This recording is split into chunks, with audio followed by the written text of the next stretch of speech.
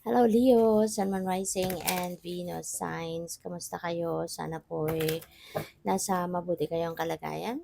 Welcome back po sa Star Tarot at kung bago kayo dito, welcome din po kayo.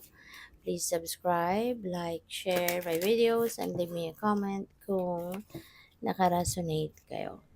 So, Leo, first card po ninyo, we have the leap of faith. Ayan. So, sabi dito, I'm ready to take a leap, angels. Thank you for doing it with me. Okay, Leo? So, maaari ng iba sa inyo sa ngayon, maglalakas ng loob, na gawin ang isang bagay na maaaring dati natatakot kayong gawin. Or maybe dati wala kayong ganang gawin, yung ganon. But now, you are going to have that courage and bravery, no, na isa katuparan nito or gawin ito, so kaya kung ano man yan, meron na kayong tapang ngayon na nasimula ng mga necessary steps na pwede ninyong gawin to achieve that, no, kung ano man yan. So we have study and learning. Thank you, angels, for allowing me to see that every day is a learning day. All right? So some of you, Leo, no, maaaring sa ngayon, you are going to continue. Diba? You are going to continue studying. Maybe you're going to continue to research about something, or baka meron kayong mga trainings na pupuntahan, baka meron kayong mga trainings na pupuntahan, or meron kayong mga gagawing mga workshops, no? Yung gano'n. Kaya good for you. So, what else? We have honor your feelings. With the help of Archangel Haniel, you're going to do that. So, sabi dito, thank you, Haniel, for supporting me as I honor my emotions. Okay? So, napakaganda nito. Kasi maaari, no, na you are definitely going to honor your feelings sa ngayon, kasi dati siguro, no, hindi yung parang tinatakpan ninyo, or baka kumbaga parang sinu-sugarcoat ninyo siguro yung mga nararamdaman ninyo. 'Di ba? Maaring hindi ninyo 'to ini-express ng tunay kung ano yung totoong nararamdaman ninyo. Maaring in denial ang iba sa inyo sa totoo ninyo nararamdaman.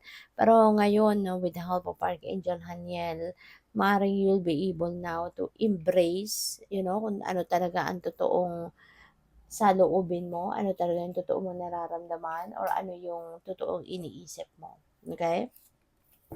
So, tignan natin kung ano pa ang ganap. And by the way, maraming salamat, no, for subscribing. And if you haven't subscribed yet, subscribe na kayo. And also, maraming salamat din for not skipping the ads. Malaking bagay po yun sa akin. And also, please click the join button sa baba ng video kung gusto po ninyo na mag-join kayo sa membership.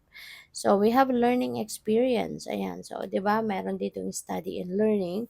So, most likely, talagang nakafocus ang iba sa inyo rito for expanding your knowledge or expanding kung ano man yung inyong kaalaman, So, maaaring marami din kayong natututunan. This could be also practical na mga bagay na matututunan ninyo sa ngayon. Maaaring meron din kayong, this could be learnings as well, no? Lessons, kumbaga, na matututunan ninyo from your current experiences. So, pwedeng merong mga sitwasyon dito na ngayon nyo lang ito maiintindihan, or ngayon nyo lang ito ma matututunan, 'di ba? Yung gano'n. So, what else?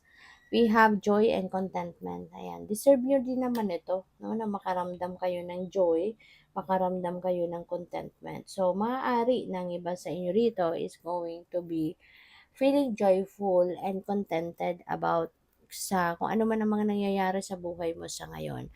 Maaring mas maa-appreciate mo na sa ngayon kung anong mga kaganapan, no, sa buhay ninyo. So, which is really, really beautiful. Kasi kapag meron ka talagang contentment sa puso, kapag ito yung nararamdaman ninyo, contented ka, magiging ano ka talaga, magiging masaya ka. Kasi the joy and the happiness starts with or starts in being feeling contented, 'di ba? Kasi kung kontentado ka sa kung anong meron man, even though it is simple thing lang, 'di ba? Talagang magiging masaya ka. Kasi yung contentment, yung saya nagsisimula for being contented 'no, sa kung ano ang meron ka. So, what else? We have do the work. Ayan, kung meron kayong mga gustong malaman, gustong matutunan sa buhay, kung meron kayong gustong may sa katuparan talaga ngayon with the leap of faith energy as well. So, kailangan mo talagang pagtrabahuan ito. This is a reminder for all of us, 'di ba, na hindi natin matutupad ang isang pangarap kung hindi natin ito pagtatrabahuan. Hindi natin maa-achieve kung ano man ang goals natin kung hindi natin ito pagtatrabahuan, 'di ba?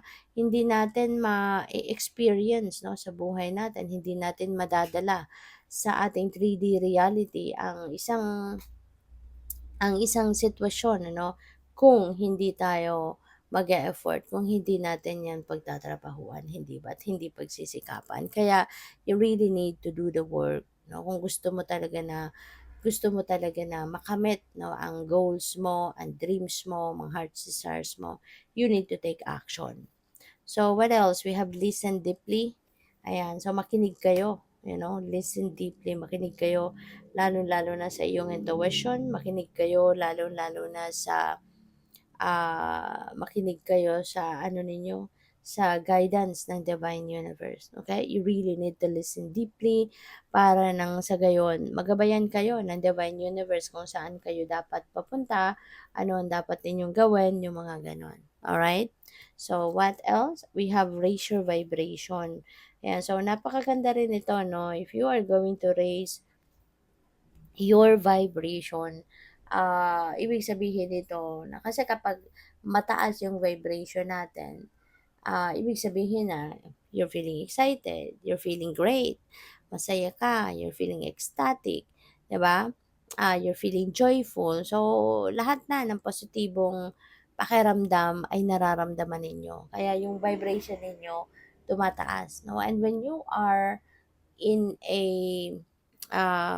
position na nasa, kumbaga parang nakapaloob kayo sa higher energetic frequency, mataas yung inyong vibrational frequency, meron din kayong nagkakaroon kayo diyan ng parang extra spiritual power to manifest whatever it is that you want to manifest in your life.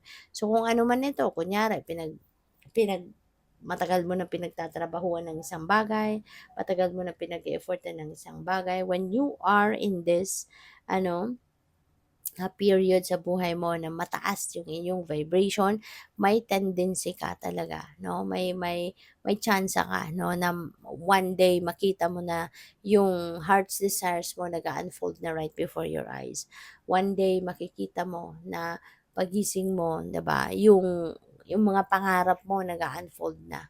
Nakikita mo na wow, nandito na, I'm already living my dream, no? Yung mga ganon. Kaya it is also important na lagi tayong sikapin natin na nandoon lang tayo, no, sa mataas ang vibrational frequency natin, no?